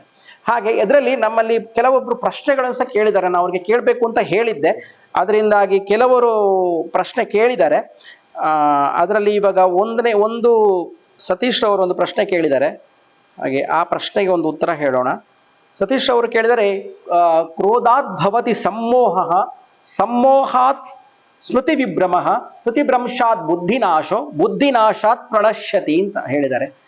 ಇದು ಭಗವದ್ಗೀತೆಯಲ್ಲಿ ತುಂಬಾ ಇಂಪಾರ್ಟೆಂಟ್. ಅಂದ್ರೆ ಇದೇನಂದ್ರೆ 2ನೇ ಅಧ್ಯಾಯದಲ್ಲಿ ಬರುವಂತಹ ಶ್ಲೋಕ. ಕೋಪ ಇದ್ರೆ ನಾವು ಏನಾಗತ್ತೆ ಅಂತ ಇಲ್ಲಿ ಹೇಳ್ತಾ ಇದ್ದಾರೆ. ಕ್ರೋಧಾತ್ ಭವತಿ ಸಮ್ಮೋಹ ಅಂತ ಇದೆ. ನಮ್ಗೆ ಕೋಪ ಬಂದಾಗ ಏನಾಗತ್ತೆ ಅನ್ನೋದನ್ನ ಅವನೇ ಹೇಳ್ಕೊಂಡು ಹೋಗಿದ್ದಾನೆ ಫಸ್ಟ್ನಿಂದ ಏನೇನಾಗತ್ತೆ ಅನ್ನೋದನ್ನ. ಕೋಪ ಬಂದಾಗ ಏನಾಗತ್ತೆ, ನಾವು ಅದರ ಸಮೂಹಕ್ಕೆ ನಾವು ಒಳಗಾಗ್ತೇವೆ. ಹಾಗೆ ಅವನು ಈ ಭಗವದ್ಗೀತೆಯಲ್ಲಿ ಪೂರ್ತಿ ಹೇಳೋದು ಅಂತಲ್ಲ, ನಾವು ದ್ವಂದ್ವಗಳಿಂದ ಮುಕ್ತರಾಗಿರ್ಬೇಕು. ದ್ವಂದ್ವಗಳು ಮನುಷ್ಯನನ್ನು ಬಾಧಿಸ್ತಾ ಇರುತ್ತೆ, ಆದ್ರೆ ದ್ವಂದ್ವದಿಂದ ನಾವು ಸಮತ್ವ, ಯಾವತ್ತೂ ನಾವು ಸಮತ್ವವನ್ನು ಇಟ್ಕೋಬೇಕು, ಸಮಚಿತ್ತ ಇರಬೇಕು. ಅದನ್ನ ಪ್ರತಿ ಸಲ ಹೇಳ್ಕೊಂಡೇ ಹೋಗಿದ್ದಾನೆ ಪೂರ್ತಿ ಭಗವದ್ಗೀತೆಯಲ್ಲಿ. ಸಮಚಿತ್ತ ಇರಬೇಕು, ಪ್ರತಿಯೊಂದು ಸಮತ್ವ. ಆಹಾರ ತಗೊಳ್ಳೋದು ಸಹ ಸಮವಾಗಿ ತಗೋಬೇಕು. ಹಾಗೆ ಪ್ರತಿಯೊಂದನ್ನು ಸಮತ್ವ ಯಾವ ತರ ತಗೋಬೇಕು ಅಂತ. ಅದೇ ತರ ಇಲ್ಲಿ ಹೆಂಗ್ ಬರುತ್ತೆ ಅಂದ್ರೆ, ಕೋಪ ಬಂದಾಗ ಏನಾಗುತ್ತೆ ಅನ್ನೋದು ಸಹ ಅವನು ಹೇಳ್ತಾ ಇದ್ದಾನೆ ನೋಡಿ. ಕ್ರೋಧಾತ್ ಭವತಿ ಕೋಪ ಬಂದಾಗ ಅದರ ಸಮೂಹಕ್ಕೆ ನಾವು ಒಳಗಾಗ್ತೇವೆ. ಆದಾಗ ಏನಾಗುತ್ತೆ, ಸಮೂಹಾತ್ ಸ್ಮೃತಿ ವಿಭ್ರಮ ಅಂತ. ಅದರ ಸಮೂಹಕ್ಕೆ ಒಳದಾಗ ನಮ್ಮ ಸ್ಮೃತಿಯನ್ನ ನಮ್ಮ ಮತಿಯನ್ನ ಇದನ್ನ ನಾವೇ ಮರ್ತು ಬಿಡ್ತೀವಿ. ಅದಕ್ಕೆ ಸಮೂಹಕ್ಕೆ ಒಳಗಾಗಿ ನಾವು ಏನಾದ್ರೂ ನಮಗೆ ಮರ್ತು ಹೋಗ್ಬಿಡುತ್ತೆ. ಅವಾಗ ಏನಾಗುತ್ತೆ, ಸ್ಮೃತಿ ಭ್ರಂಶಾತ್ ಬುದ್ಧಿನಾಶೋ. ಯಾವಾಗ ನಾವು ಅದರ ಸಮೂಹಕ್ಕೆ ಒಳಗಾಗಿ ನಾವು ಏನ್ ಮಾಡ್ಬೇಕಾದ್ರೆ ನಾವು ಮರ್ತೋ ಬಿಡ್ತೀವೋ ಆವಾಗ ನಮ್ಮ ಬುದ್ಧಿ ನಾಶ ಆಗ್ಬಿಡುತ್ತೆ ಅಲ್ವಾ. ನಾವು ಏನನ್ನೋದು ಅವ್ ಹೇಳ್ತಾರಲ್ಲ ಕೆಲ ಜನ, ನನ್ ಕೋಪ ಬಂದ್ರೆ ನಾನು ಮನುಷ್ಯನಾಗಿರಲ್ಲ, ನಾನು ಬೇರೆ ಆಗಿರ್ತೀನಿ ಅಂತ ಅಲ್ವಾ ಸರ್. ಹಾಗೆ ಅದೇ ಇದರಲ್ಲಿ ಭಗವದ್ಗೀತೆ ಹೇಳಿದಾನೆ, ಬುದ್ಧಿನಾಶ ಆದಾಗ ಬುದ್ಧಿನಾಶಾತ್ ಪ್ರಣಶ್ಯತಿ, ಸರ್ವನಾಶ ಆಗ್ಬಿಡುತ್ತೆ ಅಂತ ಹೇಳ್ತಾನೆ. ಅದಕ್ಕೋಸ್ಕರ ಕೋಪ ಮಾಡಬೇಡ, ಸಮತ್ವದಿಂದ ಇರುವಂತ ಅವನು ಅರ್ಜುನನಿಗೆ ಹೇಳಿದಾನೆ, ಅವತ್ತೇ ಹೇಳಿದಾನೆ. ಹಾಗೆ ಯಾವತ್ತೂ ನಮ್ಮ ಸಮತ್ವ, ನಮ್ಮ ಇದನ್ನ ಯಾವತ್ತು ಹೇಳಿದ್ರೆ ಟೆಂಪರ್ನ ನಾವು ಕಂಟ್ರೋಲ್ ಇಡಬೇಕು ಅಂದ್ರೆ ಈ ಶ್ಲೋಕ ಒಂದು ಇಂಪಾರ್ಟೆಂಟ್ ಆಗುತ್ತೆ. ಅದರಿಂದಾಗಿ ಇದು ಯಾಕೆ ಮಾಡ್ಬೇಕು ಅಂತ ಕೇಳ್ತಾರೆ. ಅದಕ್ಕೆ ಭಗವಂತನೇ ಹೇಳಿದಾನೆ, ಈ ತರ ಆಗತ್ತೆ, ನೀವು ನಿಧಾನಾಗಿ ಸಮಾಧಾನವಾಗಿರು ಅಂತ ಹೇಳಿದಾನೆ ಅವನಿಗೆ, ಅರ್ಜುನನಿಗೆ. ಆಮೇಲೆ ಇನ್ನೊಂದು ಬರುತ್ತೆ, ಅಹಮಾತ್ಮ ಗುಣಾಕೇಶ ಸರ್ವಭೂತಾಶಯ ಸ್ಥಿತ ಅಂತ ಇದಿದೆ. ಇದನ್ನು ವಿಸ್ತೃತವಾಗಿ ಹೇಳಿ ಅಂತ ಹೇಳಿದ್ದಾರೆ ಅವರು. ಅಂದ್ರೆ ಏನಂದ್ರೆ ಅಹಮಾತ್ಮ ಅಂದ್ರೆ ನಾನು, ಗುಡಾಕೇಶ ಅಂದ್ರೆ ಗುಡಾಕ ಅಂದ್ರೆ ಏನಂದ್ರೆ ನಿದ್ದೆಯನ್ನು ಗೆದ್ದವನು ಯಾರು, ಗುಡಾಕೇಶ ಅಂದ್ರೆ ಇಲ್ಲಿ ಅರ್ಜುನ. ಅಂದ್ರೆ ಅವನು ಅರ್ಜುನ ಅಂದ್ರೆ ನಿದ್ದೆಯನ್ನು ಗೆದ್ದವನಂತೆ. ಅವನು ಎಷ್ಟೇ ರಾತ್ರಿ ಆಗ್ಲಿ ಏನೇ ಇದ್ದಾಗ್ಲೂ ಅವನು ಯುದ್ಧಕ್ಕೆ ರೆಡಿಯಾಗಿರ್ತಾನಂತೆ. ಅಂತಹ ಅವನಿಗೆ ಆ ಒಂದು ಶಕ್ತಿ ಇತ್ತಂತೆ ಅರ್ಜುನನಿಗೆ. ಅಷ್ಟು ಒಂದು ಅವನು 3 ಲೋಕದ ಗಂಡ ಅಂತ ಹೇಳ್ತಾನೆ. ಅವನು 3 ಲೋಕದಲ್ಲಿ ಅತ್ಯಂತ ತ್ರಿವಿಕ್ರಮ. ಕೃಷ್ಣ ಅರ್ಜುನನಿಗೆ ಗುಡಾಕೇಶ ಅಂತ ಹೇಳ್ತಾನೆ. ಆಮೇಲೆ ಗುಡಾಕೇಶ ನಾನು ಭೂತಾಶಯ ಸ್ಥಿತ ಅಂತ ಹೇಳ್ತಾನೆ. ಅಂದ್ರೆ ಎಲ್ಲಾ ಭೂತಗಳಲ್ಲಿಯೂ ನಾನು ಇದ್ದೇನೆ. ಭೂತ ಅಂದ್ರೆ ಇಲ್ಲಿ ಏನ್ ಬರ್ತದೆ, ಭೂತ ಅಂದ್ರೆ ಪ್ರತಿಯೊಂದು ಜೀವಿಗಳನ್ನ ಹೇಳ್ತಾರೆ. ಭೂತ ಇಸ್ ನಥಿಂಗ್ ಬಟ್ ಜೀವಿಗಳು. ಇಲ್ಲಿ ಸಣ್ಣ ಸಣ್ಣ ಕ್ರಿಮಿ ಕೀಟಗಳಿಂದ ಹಿಡಿದು ಎಲ್ಲಾಗಳನ್ನ ಒಟ್ಟಿಗೆ ಸಮತ್ವವಾಗಿ ಹೇಳುವುದಾದ್ರೆ ಭೂತ ಅಂತ ಹೇಳ್ತಾನೆ. ಹಾಗೆ ನಾನು ಎಲ್ಲದರಲ್ಲೂ ಇದ್ದೇನೆ ಅಂತ ಅವನಿಗೆ ಹೇಳಿದ್ದಾನೆ. ಹಾಗೆ ಇದು ಅವರು ಹೇಳಿದಕ್ಕೆ ಉತ್ತರ ಅಹಮಾತ್ಮ ಗುಡಾಕೇಶ. ನಾನು ಗುಡಾಕೇಶ ಅಂದ್ರೆ ಅರ್ಜುನ, ನಾನು ಅರ್ಜುನ ಎಲ್ಲಾ ಭೂತಗಳಲ್ಲೂ ನಾನೇ ಇದ್ದೇನೆ ಅಂತ ಹೇಳ್ತಾನೆ. ಹಾಗೆ ಇದೊಂದು. ಆಮೇಲೆ ಕೊನೆಯ ಶ್ಲೋಕವನ್ನು ಅವರಿಗೆ ಹೇಳಿದ್ದಾರೆ, ಯತ್ರ ಯೋಗೇಶ್ವರ ಕೃಷ್ಣೋ ಯತ್ರ ಪಾರ್ಥೋ ಧನುರ್ಧರ ತತ್ರ ಶ್ರೀವಿರ್ಜಯೋ ಭೂತಿರ್ಧ್ರುವ ನೀತಿರ್ಮತಿರ್ಮಂ ಅಂತ ಹೇಳಿದ್ದಾರೆ. ಅಂದ್ರೆ ಇದು ಭಗವದ್ಗೀತೆಯ 18ನೇ ಅಧ್ಯಾಯದ ಕೊನೆಯ ಶ್ಲೋಕ. ಹಾಗೆ ಕೊನೆಯ ಶ್ಲೋಕ ಇದರಲ್ಲಿ ಏನಾಗಿದೆ ಅಂದ್ರೆ ಭಗವಂತ ಹೇಳ್ತಾನೆ, ಯತ್ರ ಯೋಗೇಶ್ವರ ಅಂದ್ರೆ ಯೋಗೇಶ್ವರನಾದ ಕೃಷ್ಣನು ಎಲ್ಲಿದ್ದಾನೋ, ಧನುರ್ಧಾರಿಯಾದ ಅರ್ಜುನನು ಎಲ್ಲಿದ್ದಾನೋ, ಅವರಿಬ್ಬರು ಒಟ್ಟಿಗೆ ಇದ್ದ ಜಾಗದಲ್ಲಿ, ಹಾಗೆ ಅರ್ಜುನನು ಇರುವನು ಅಲ್ಲಿ ನಿತ್ಯವೂ ಸಂಪತ್ತು ಇರುತ್ತಂತೆ.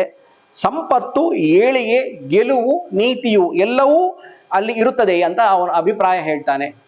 ಇದು ಈ ಭಗವದ್ಗೀತೆಯ ಕೊನೆಯ ಅಧ್ಯಾಯದ ಕೊನೆಯ ಶ್ಲೋಕ. ಅಂದ್ರೆ ಎಲ್ಲವೂ ಎಲ್ಲಿ ಕೃಷ್ಣ ಮತ್ತು ಅರ್ಜುನ ಇಬ್ಬರು ಧನುರ್ಧಾರಿ ಇಬ್ಬರು ಅಂದ್ರೆ ಇಲ್ಲಿ ನಾವು ತೋರಿಸ್ತೀವಿ ನೋಡಿ, ಕೃಷ್ಣ ಮತ್ತು ಧನುರ್ಧಾರಿಯಾದ ಅರ್ಜುನ ಇರುವಂತಹ ಅವರಿಬ್ಬರು ಇರುವಂತಹ ಜಾಗ ಎಲ್ಲಿದೆಯೋ ಅಲ್ಲಿ ಎಲ್ಲವೂ ಇರುತ್ತೆ. ವಿಜಯವೂ ಇರುತ್ತೆ, ಸಂಪತ್ತು ಇರುತ್ತೆ, ಶಾಂತಿ ಎಲ್ಲವೂ ಇರುತ್ತೆ ಅಂತ ಹೇಳ್ತಾನೆ. ಹಾಗೆ ಇಲ್ಲಿ 18ನೇ ಅಧ್ಯಾಯದ್ದು ಇಲ್ಲಿ ಮುಗಿಯುತ್ತೆ. ಹಾಗೆ ನಾವು ನಮ್ಮ ವಿದ್ಯಾರ್ಥಿಗಳಿಗೆ ಕೆಲವರಿಗೆ ನಾವು ಹೇಳಿದ್ವಿ, ಬರುವಾಗ ನೀವು 18 ಅಧ್ಯಾಯಗಳನ್ನು ಸಹ ನಾವು ಹೇಳಿಕೊಟ್ಟಿದ್ವಿ. ಅಟ್ಲೀಸ್ಟ್ ಒಂದು ಶ್ಲೋಕನಾದ್ರೂ ನೀವು ಹೇಳಬೇಕು. ಬಯಾಟ ಹೇಳಕ್ಕಾದ್ರೆ ಓದಿ ಆದ್ರೂ ಹೇಳಿ, ಮತ್ತೆ ಅದರ ಅರ್ಥ ನಿಮ್ಗೆ ಗೊತ್ತಿದ್ದಷ್ಟು ಹೇಳಿ, ನಾವು ಅದಕ್ಕೆ ಧ್ವನಿ ಸೇರಿಸ್ತೇವೆ ಅಂತ ಹೇಳಿದ್ದೇವೆ. ಹಾಗೆ ಇಲ್ಲಿ ಯಾರ್ಯಾರು ಇವಾಗ ಹೇಳ್ತಾರೆ ಅಂತ ಗೊತ್ತಿಲ್ಲ, ಯಾರಿಂದ ಪ್ರಾರಂಭಿಸೋಣ ಅಂತ. ಐ ಥಿಂಕ್ ಎಲ್ಲರೂ ಹೇಳ್ತಾರೆ. ಇಲ್ಲಿರೋರೆಲ್ಲರೂ ಭಗವದ್ಗೀತೆನ ಪೂರ್ತಿ ಪಾರಾಯಣ ಮಾಡಿದ್ದಾರೆ ಎಲ್ಲರೂ. ಅದನ್ನ ಎಲ್ಲರೂ ಹೇಳ್ತಾರೆ. ಒಂದು ಶ್ಲೋಕ ಹೇಳ್ಬೋದು, ಅದರಿಂದ ಅಷ್ಟೊಂದು ಕಷ್ಟ ಏನಿಲ್ಲ ಭಗವಂತನದು. ಹಾಗೆ ಎಲ್ಲಿಂದ ಶಟಗೈಲೆ ಸ್ವರಾಜ್ ಅವರು ಪ್ರಾರಂಭಿಸ್ಬೋದಾ? ಓಕೆ, ಆದ್ರೆ ಶಿವಪ್ರಸಾದ್ ಅವರು ಪ್ರಾರಂಭಿಸ್ತಾರೆ. ಜಾತಸ್ಯ ಹಿ ಧ್ರುವೋ ಮೃತ್ಯುಂ ಧ್ರುವಂ ಜನ್ಮ ಮೃತಸ್ಯ ಚ ತಸ್ಮಾದ ಪರಿಹಾರಾರ್ಥೇನ ತ್ವಂ ಶೋಚಿತುಮರ್ಹಸಿ. ಏಕೆಂದರೆ ಈ ಅಭಿಪ್ರಾಯದಂತೆ ಹುಟ್ಟಿದವರಿಗೆ ಮರಣ ನಿಶ್ಚಿತ, ಹಾಗೆಯೇ ಮರಣ ಹೊಂದಿದವರಿಗೆ ಜನ್ಮ ಪಡೆಯುವುದು ನಿಶ್ಚಿತವಾಗಿದೆ. ಇದರಿಂದ ಸಹ ಉಪಾಯವನ್ನೇ ಕಾಣದ ಈ ವಿಷಯಕ್ಕಾಗಿ ಯೋಚಿಸಲು ಅರ್ಥಾತ್ ಚಿಂತೆ ಪಡಲು ಎಷ್ಟನೇ ಅಧ್ಯಾಯದ ಎಷ್ಟನೇ ಶ್ಲೋಕ ಅಂತ ನೀವು ಹೇಳ್ಬೇಕದನ್ನ? ಇದು ಅಧ್ಯಾಯ 2ನೇದ್ದು. 2ನೇ ಅಧ್ಯಾಯದಲ್ಲಿ 2ನೇ ಅಧ್ಯಾಯದ 27ನೇ ಶ್ಲೋಕ. ಜಾತಸ್ಯ ಹಿ ಧ್ರುವೋ ಮೃತ್ಯುಃ ಧ್ರುವಂ ಜನ್ಮ ಮೃತಸ್ಯ ಚ ತಸ್ಮಾದ ಪರಿಹಾರಾರ್ಥೆ ನತ್ವಂ ಶೋಚಿತುಮರ್ಹಸಿ. ಅದರ ಅರ್ಥ ಹೇಳಿ. ಹುಟ್ಟಿದ ಪ್ರತಿಯೊಂದು ಜೀವಿಯು ಸಾಯಲೇಬೇಕು. ಜನ್ಮ ಪಡೆಯುವುದು ಸಹ ನಿಶ್ಚಿತವಾಗಿದೆ. ಇದರಿಂದಲೂ ಸಹ ಉಪಾಯವನ್ನೇ ಕಾಣದ ಈ ವಿಷಯಕ್ಕಾಗಿ ಯೋಚಿಸಲು ಅರ್ಥಾತ್ ಚಿಂತೆ ಪಡಲು ಯೋಗ್ಯನಲ್ಲ.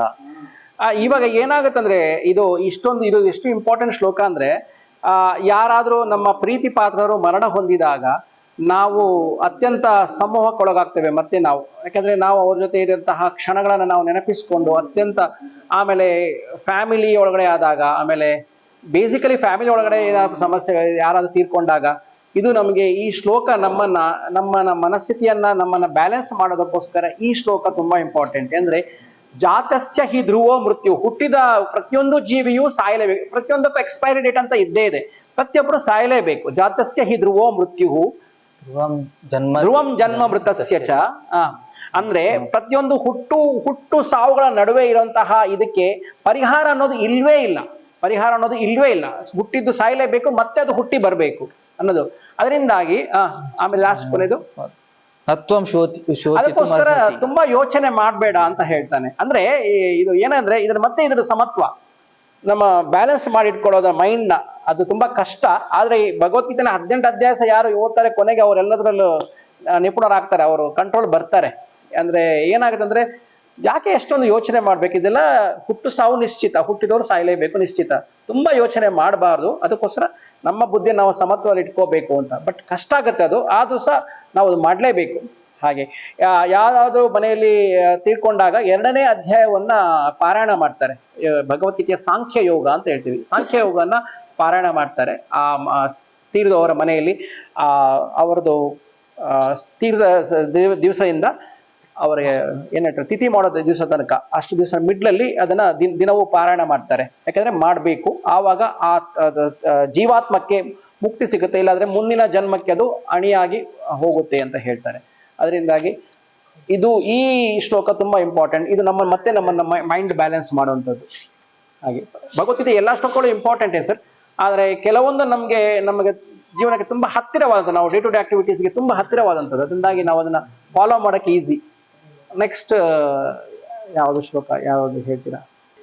9ನೇ ಅಧ್ಯಾಯ 22ನೇ ಶ್ಲೋಕ. 9ನೇ ಅಧ್ಯಾಯದ 27ನೇ ಶ್ಲೋಕ, ಅಂದ್ರೆ ಇವಾಗಷ್ಟೇ ನಾವು ಮಾಡಿದ್ದು 9ನೇ ಅಧ್ಯಾಯ 22ನೇ ಶ್ಲೋಕ. ಹೇಳಿ. ಅನನ್ಯ ನಿಶ್ಚಿಂತೆಯಂತೋ ಮಾಂ ಅನನ್ಯಾಶ್ಚಿಂತಯಂತೋ ಮಾಂ ಯೇ ಜನಾಃ ಪರ್ಯುಪಾಸತೆ ಯೇಷಾಂ ನಿತ್ಯಾಭಿಯುಕ್ತಾನಂ ಯೋಗಕ್ಷೇಮಂ ವಹಾಮ್ಯಹಂ. ನೋಡಿ, ಅವರು ಒಂದು ಶ್ಲೋಕನ ಬೈಹಾಟ್ ಮಾಡಿದ್ದಾರೆ. ಅದರಿಂದಾಗಿ ಯಾಕಂದ್ರೆ ನಾವು ಅವತ್ತು ಈ 9ನೇ ಅಧ್ಯಾಯ ನಾವು ಅವತ್ತು ಮಾಡಿದಾಗ ಅವರಿಗೆ ಹೇಳಿದ್ವಿ ನೆಕ್ಸ್ಟ್ ಕ್ಲಾಸ್ ಬರುವಾಗ ಬೈಹಾಟ್ ಮಾಡ್ಬೇಕು, ಅವರಿಗೆ ಈಗ ಬೈಹಾಟ್ ಆಗಿದೆ. ಅದರಿಂದಾಗಿ ಒಂದು ಶ್ಲೋಕ, ಇದು ತುಂಬಾ ಇಂಪಾರ್ಟೆಂಟ್ ಶ್ಲೋಕ. ಅದರಿಂದಾಗಿ ಅನನ್ಯಾಶ್ಚಿಂತಯಂತೋ ಮಾಂ ಅಂತ ಅವರು ಪ್ರತಿ ಕ್ಷಣದಲ್ಲಿ ಅವ್ರು ಹೇಳ್ತಾರೆ. ಅವರೇ ಹೇಳಿದ್ರು ನಮ್ಗೆ, ನಾವು ಕೆಲಸ ಮಾಡೋ ಟೈಮಲ್ಲಿ ಪ್ರತಿ ಸಲ ಭಗವಂತರ ಒಂದು ಈ ಶ್ಲೋಕ ಹೇಳ್ಕೊಂಡು ನಾವು ಕೆಲಸ ಮಾಡ್ಕೊಂಡು ಹೋಗ್ತೀವಿ. ಅಂದ್ರೆ ನನ್ಗೆ ಗೊತ್ತಿಲ್ಲ ಏನಾಗುತ್ತೆ ಅಂತ, ನಿನ್ನ ಭಕ್ತಿಯನ್ನು ನಾನು ಮಾಡ್ತೀನಿ, ಉಳಿದೆಲ್ಲ ನಿನಗೆ ಬಿಟ್ಟಿದ್ದೀನಿ ಅಂತ ಹೇಳ್ಬಿಡ್ತಾರೆ.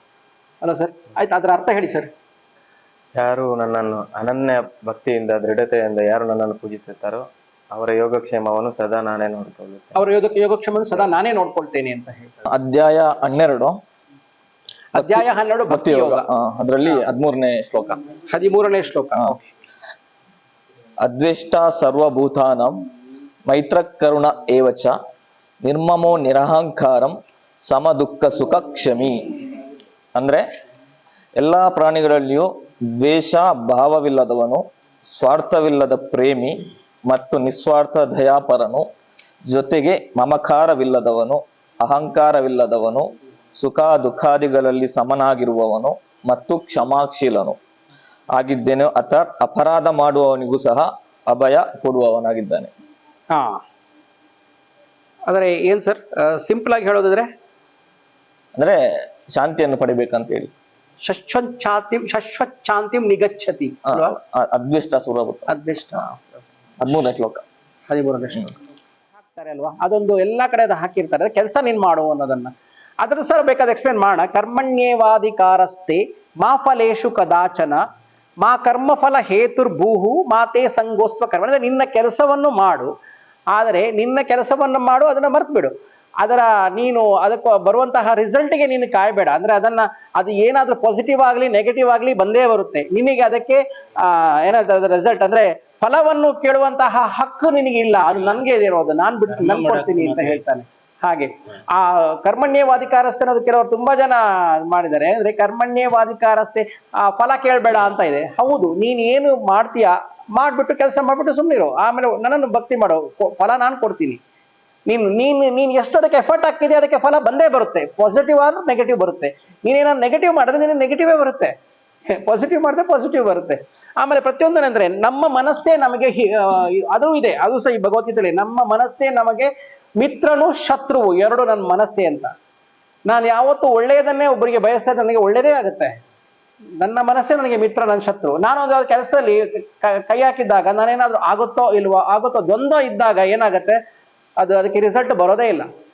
ನಾನು 100% ಕಾನ್ಫಿಡೆನ್ಸ್ ಇದಾಗುತ್ತೆ ಅಂತ ಹೇಳ್ಕೊಂಡು ನಾವು ಮಾಡಿದ್ರೆ ಭಗವಂತನ ಮೇಲೆಲ್ಲ ಭಾರ ಬಿಟ್ಟು ಮಾಡಿದಾಗ ಅದು 100% ಆಗುತ್ತೆ. ಹಾಗೆ ಅದೂ ಇದೆ ಸಮತ್ವ ಅಂತ. ಯಾವತ್ತೂ ಸಮತ್ವ ಇರ್ಬೇಕು. ನಿನ್ನ ಮನಸ್ಸೇ ನಿನಗೆ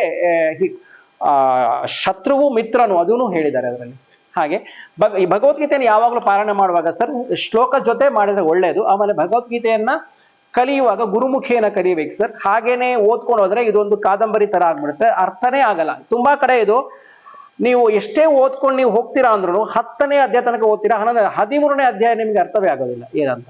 ಅದಕ್ಕೋಸ್ಕರ ಗುರು ಬೇಕು ಅಂತ ಹೇಳುದು. ಪ್ರತಿಯೊಂದು ಶಬ್ದಲ್ಲೂ ಅರ್ಥನೇ ಬೇರೆ ಇರುತ್ತೆ, ಬೇರೆ ಆಗತ್ತೆ. ಅದರಿಂದಾಗಿ ಭಗವದ್ಗೀತೆಯನ್ನ ಅಲ್ಲಿ ಮಾರ್ತಾರಲ್ಲ, ಸಿಗ್ನಲ್ ಅಲ್ಲಿ ಮಾರ್ಕೊಂಡು ತಗೊಂಬಂದು ಓದ್ರಿ ಇಷ್ಟು ದಪ್ಪದ ಪುಸ್ತಕ ಅದನ್ನ ನಿಮ್ಗೆ ಅರ್ಥನೇ ಆಗಲ್ಲ ಅದ್ರಲ್ಲಿ ಏನಿದೆ ಅಂತ. ಅದರಿಂದಾಗಿ ಅದು ನನ್ಗನ್ಸುತ್ತೆ ಅದು ಒಳ್ಳೆ ಇದಲ್ಲ, ಬೆಳವಣಿಗೆ ಅಲ್ಲ ಅದು ಆ ಥರ ಮಾರೋದು ತಗೊಂಬಂದೆಲ್ಲ.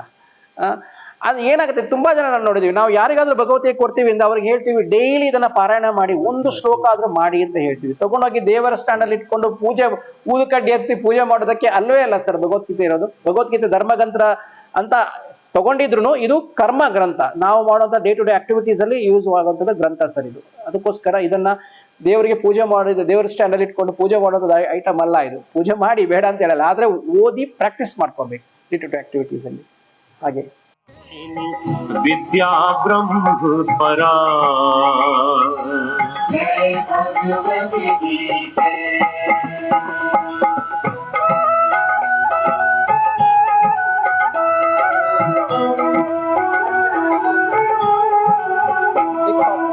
निश्चल भक्ति विधायिनी निर्मल मलहारी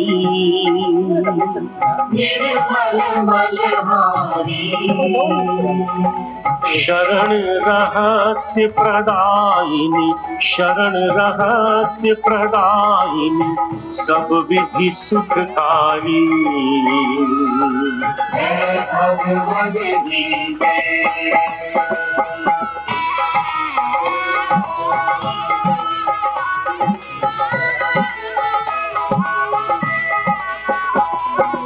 राग द्वेष विदारिणी तारिणी मोद सदा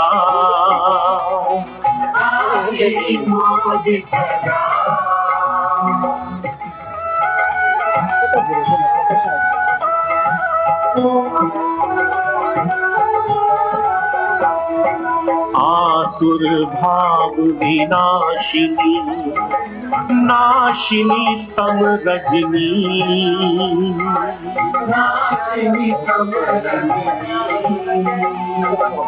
दैवी सद्गुणदायिनी दैवी सद्गुणदायिनी हरि रसिका सजनी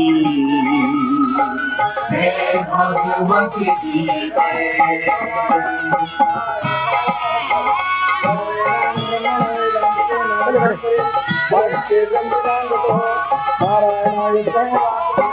समता त्याग सिखावनी हरिमुख की बानी हरिमुख की बानी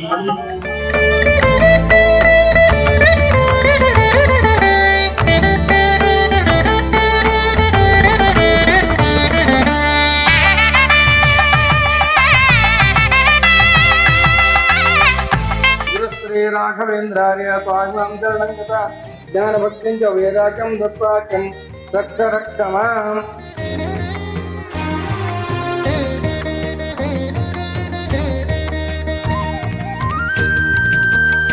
ನಿಮಗೆಲ್ಲರಿಗೂ ಗೊತ್ತಿದೆ, ಅಯೋಧ್ಯೆಯಲ್ಲಿ ಶ್ರೀರಾಮನನ್ನ ಮೂರ್ತಿಯ ಇವತ್ತಿನ ದಿವಸ ಕಳೆದ ವರ್ಷ ಇವತ್ತಿಗೆ ಪ್ರಾಣ ಪ್ರತಿಷ್ಠಾಪನೆ ಮಾಡಿದಂತಹ ದಿವಸ, ಇವತ್ತಿಗೆ ಕರೆಕ್ಟ್ ಆಗಿ 1 ವರ್ಷ ಆಗ್ತಾ ಇದೆ. ಅದರಿಂದಾಗಿ ನಾನು ಅಯೋಧ್ಯೆಗೆ ಪ್ರಾಣ ಪ್ರತಿಷ್ಠಾಪನೆ ಆಗಿ ಲಾಸ್ಟ್ ಇಯರ್ ಏಪ್ರಿಲ್ ಅಲ್ಲಿ ನಾನು ಹೋಗಿದ್ದೆ, ಅಯೋಧ್ಯೆಗೆ ಹೋಗಿದ್ದೆ. ಎಲ್ಲ ಕೆಲಸಗಳು ಆಗಿಲ್ಲ, ಅದನ್ನ ಇನ್ನೊಂದು 2 ವರ್ಷ ಬೇಕಾಗ್ತದೆ. ಹೋದಾಗ ನಾವು ಅಲ್ಲಿ ಅಯೋಧ್ಯೆಯಿಂದಲೇ ಒಂದು ತಗೊಂಡ್ಬಂದಿದ್ದೆ. ಯಾರ್ಯಾರು ನಮ್ಗೆ ಸಿಗ್ತಾರೋ ಅವರಿಗೆ ಪುಣ್ಯಾತ್ಮರಿಗೆ ಶ್ರೀರಾಮನ್ ಹಾಗೆ 1 ವರ್ಷದ ಪ್ರಯತ್ನ ಆ ಖುಷಿಯಲ್ಲಿ ಇವರಿಗೆ ಒಳ್ಳೆದಾಗಿ ನಾವು ಅಯೋಧ್ಯೆಗೆ ಹೋಗಿದ್ವಿ, ಅಯೋಧ್ಯೆಯಲ್ಲಿ ತಗೊಂಡ್ಬಂದವರು.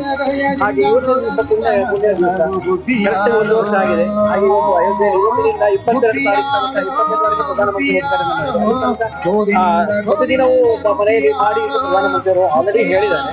ಅದರಿಂದಾಗಿ ಇವತ್ತಿನ ದಿವಸ ಈ ಪುಣ್ಯದ ಕೆಲಸ ಶ್ರೀರಾಮನ ರಸ್ತೆ ಹೀಗೆಲ್ಲ ಇರಲಿ ಅಂತ ನಾವು ಇಲ್ಲಿ ಬಂದಕ್ಕೆ ಅಂತ ಪರವಾಗಿ ತುಂಬಾ ಚೆನ್ನಾಗಿದೆ ಹಾಗೆ. ಭಗವದ್ಗೀತೆಯ ಅಧ್ಯಯನ ಕಳೆದ ವರ್ಷ ನಾವು ಮಾಡಿದಾಗ ನಮ್ಮ ಪ್ರತಿಯೊಂದು ತರಗತಿಯಲ್ಲೂ ಬಹಳ ಆಸಕ್ತಿಯಿಂದ ಭಾಗವಹಿಸಿದ್ದ ನಮ್ಮ ಸ್ವರಾಜ್ರವರು ಕೊನೆಯ ದಿವಸ ಡಿಸೆಂಬರ್ 31ನೇ ದಿವಸ ನಾವು ಕ್ಲೋಸಿಂಗ್ ಸೆರೆಮನಿ ದಿವಸ ಅವರು ಅನಿವಾರ್ಯ ಕಾರಣದಿಂದ ಅವರು ಡ್ಯೂಟಿಯಲ್ಲಿದ್ದರು, ಅವರು ಬರೋಕ್ಕಾಗಿರಲಿಲ್ಲ ಅವರಿಗೆ. ಅದಕ್ಕೋಸ್ಕರ 1 ವರ್ಷದ ನಂತರ ನಾವು ಇವತ್ತು ಅನನ್ಯಾಶ್ಚಿತ್ತಯಂತೋ ಅಂತ ಹೇಳಿದಂತೆ ಪರಮ ಭಕ್ತ ನಮೇ ಭಕ್ತ್ಯಾ ಪುನಶ್ಯತಿ ಕೃಷ್ಣನ ಪರಮ ಭಕ್ತರಾಗಿ ಅವರಿಗೆ ಕೃಷ್ಣನ ಮೂರ್ತಿಯನ್ನು ನಾವು ಪೂಜಿಸಿ ಕೊಡ್ತಾ ಇದ್ದೇವೆ. ನೀವು ಹಾಗೆ ಸರ್ ಇದನ್ನು ನೀವು ತಗೊಂಡು ಕೃಷ್ಣನನ್ನು ದಿನವೂ ಪೂಜಿಸಬೇಕು, ಮರಿಬೇಡಿ, ಪೂಜಿಸೋದನ್ನು ಮರಿಬೇಡಿ. ಒಂದು ವೇಳೆ ಕಷ್ಟ ಆಗದಂದರೆ ನಿಮ್ಮ ಮನೆಗೆ ತೊಗೊಂಡೋಗಿ ಊರಲ್ಲಿ ಇಟ್ಬಿಡಿ. ಅದಕ್ಕೆ ಕೃಷ್ಣನಿಗೆ ದಿವಸ ಪೂಜಿಸಬೇಕು, ಪೂಜೆ ಮಾಡಲೇಬೇಕು. ಓಕೆ, ಮರಿಬೇಡಿ. ವರ್ಷಕ್ಕೊಂದು ಸಲ ತುಂಬ ಗ್ರ್ಯಾಂಡಾಗಿ ಫಂಕ್ಷನ್ ಮಾಡಿ ಬರ್ಡೇ ಮಾಡಿ.